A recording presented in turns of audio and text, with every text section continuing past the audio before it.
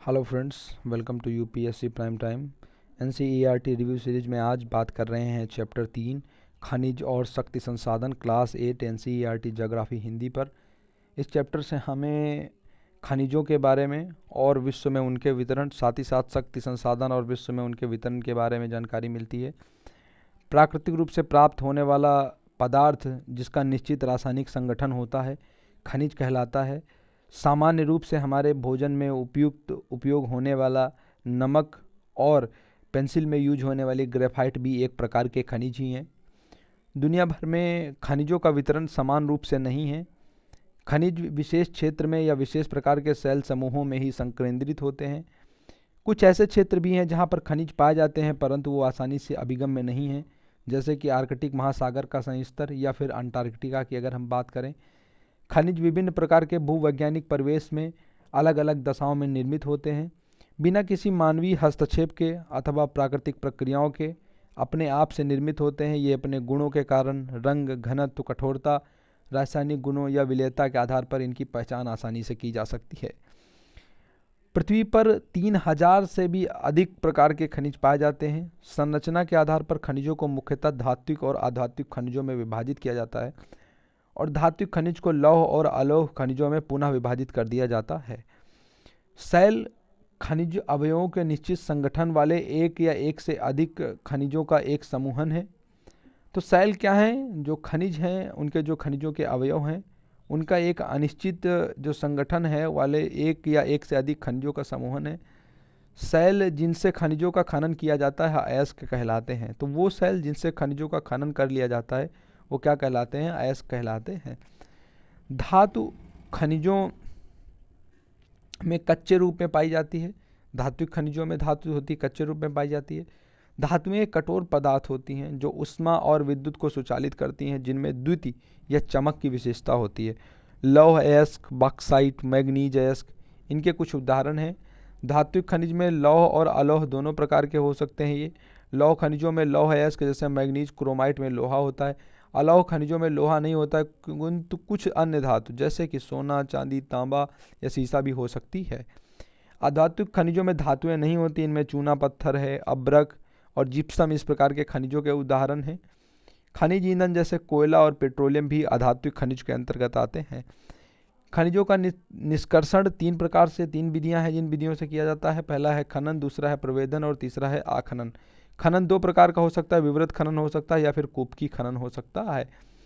पृथ्वी की सतह के अंदर दबी सैलों से खनिजों को जो बाहर निकालने की प्रक्रिया है वह प्रक्रिया क्या कहलाती है? तो खनन कहलाती है। खनिज जो कम गहराई में स्थित हैं वे पृष्ठीय स्तर से हटाकर निकाले जाते हैं, इसे विवृत खनन कहा जाता है। तो जो पृष्ठीय स्तर को हटा करके कम गहराई वाले खनिजों को निकालने की प्रक्रिया विवृत खनन कहलाती है। गहन वेदन जिन्हें कूपक कहते हैं, अधिक गहराई में स्थित खनिज निक्षेपों तक पहुंचने के लिए बनाए जाते हैं, इसे कूपकी खनन कहते हैं। पेट्रोलियम और प्राकृतिक गैस धरातल के बहुत नीचे पाए जाते हैं, उन्हें निकालने के लिए कूपों की खुदाई की जाती है, इसे प्रवेदन कहते हैं। सतह के निकट स्थित खनिजों को जिस प्रक्रिया द्वारा आसानी से खोदकर निकाला जाता है उसे आखनन कहते हैं। अब बात करेंगे दुनिया भर में खनिजों के वितरण के बारे में। खनिज विभिन्न प्रकार की शैलों में पाए जाते हैं।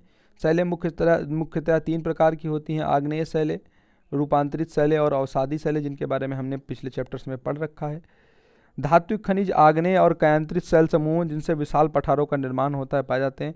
आपको ध्यान रखना है कि जो धात्विक खनिज है वो आग्नेय और कायांतरिक शैल समूह जो धात्विक खनिज है वो आग्नेय और कायांतरित शैल समूहों जिनसे विशाल पठारों का निर्माण हुआ है में पाए जाते हैं।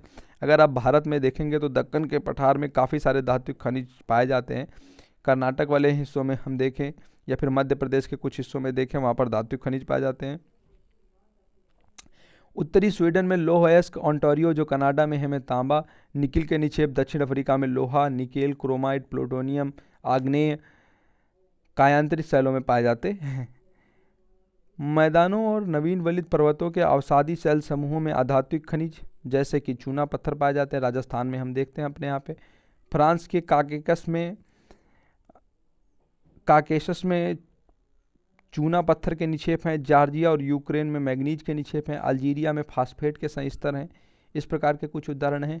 खनिज ईंधन जैसे कोयला और पेट्रोल, जो कोयला है और जो पेट्रोलियम है वो भी अवसादी स्तर में ही पाए जाते हैं। तो अवसादी शैलों में ये सब भी पाए जाते हैं, कोयला और पेट्रोलियम। अब महाद्वीप के हिसाब से हम देखते हैं कि वितरण किस प्रकार का। सबसे पहले एशिया में, तो चीन और भारत के पास में विशाल लौह अयस्क निक्षेप है। यह महाद्वीप विश्व के आधे से अधिक टिन का उत्पादन करता है। चीन, मलेशिया, इंडोनेशिया विश्व के अग्रणी टिन उत्पादकों में से एक हैं। चीन जो है वो सीसा, एंटीमनी, टंगस्टन इनके उत्पादन में भी अग्रणी है। एशिया में मैग्नीज, बॉक्साइट, निकेल, जस्ता और तांबा के भी भारी निक्षेप पाए जाते हैं। स्विट्जरलैंड में कोई भी ज्ञात निक्षेप नहीं है। अब बात करते हैं यूरोप के बारे में। यूरोप विश्व में लौह अयस्क का अग्रणी उत्पादक देश है। रूस, यूक्रेन, स्वीडन, फ्रांस लौह अयस्क के विशाल निक्षेप वाले देश हैं। तांबा, सीसा, जस्ता, मैग्नीज और निकेल खनिजों के निक्षेप पूर्वी यूरोप और यूरोपीय रूप में रूस में पाए जाते हैं। अब बात करते हैं उत्तर अमेरिका के बारे में। नॉर्थ अमेरिका में देख लेते हैं। तो उत्तर अमेरिका में खनिजों के निक्षेप 3 क्षेत्रों में अवस्थित हैं। पहला है हमारा ग्रेट लेक्स वाला क्षेत्र, जहाँ पर उत्तर में इसमें कनाडियन शील्ड जो प्रदेश है, आल्पेशियन दूसरा प्रदेश है, और तीसरा पश्चिम में जो पर्वत की पूरी श्रृंखला है। यहाँ पर अगर हम बात करें तो लौह अयस्क, निकेल, सोना, यूरेनियम, तांबा का खनन कनाडियन शील्ड प्रदेश में और कोयले का आल्पेशियन प्रदेश में होता है। पश्चिमी कार्डिलेरा में तांबा, सीसा, जस्ता, सोना और चांदी के विशाल निक्षेप पाए जाते हैं।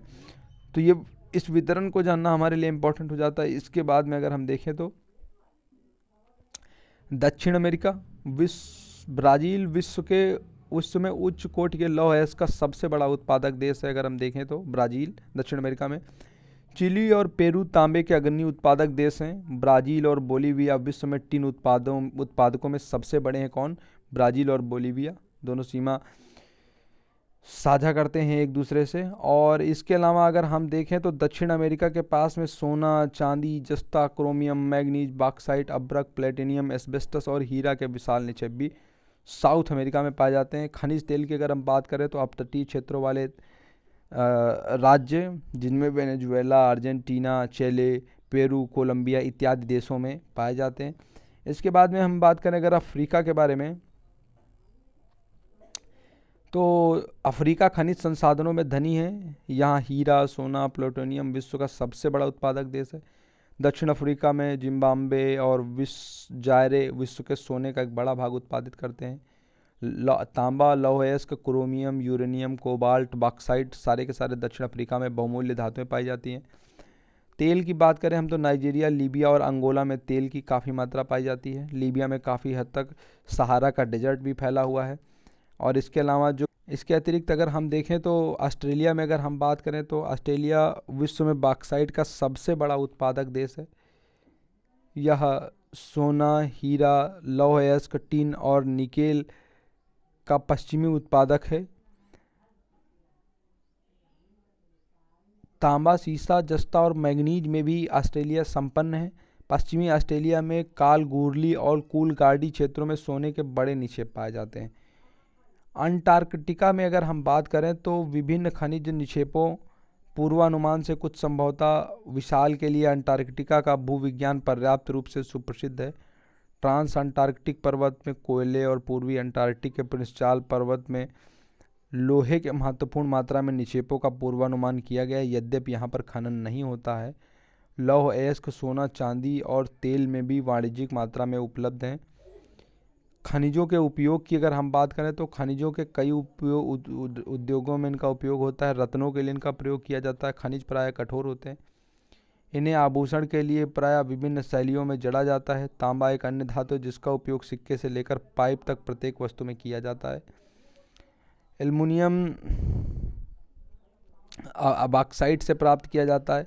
इसका उपयोग ऑटोमोबाइल, हवाई जहाज, बोतलबंदी उद्योग, भवन निर्माण और रसोई के बर्तन बनाने आदि में होता है। खनिज चूंकि अनवीकरणीय संसाधन है, ऐसे में खनिजों का संरक्षण हमारे लिए महत्वपूर्ण है।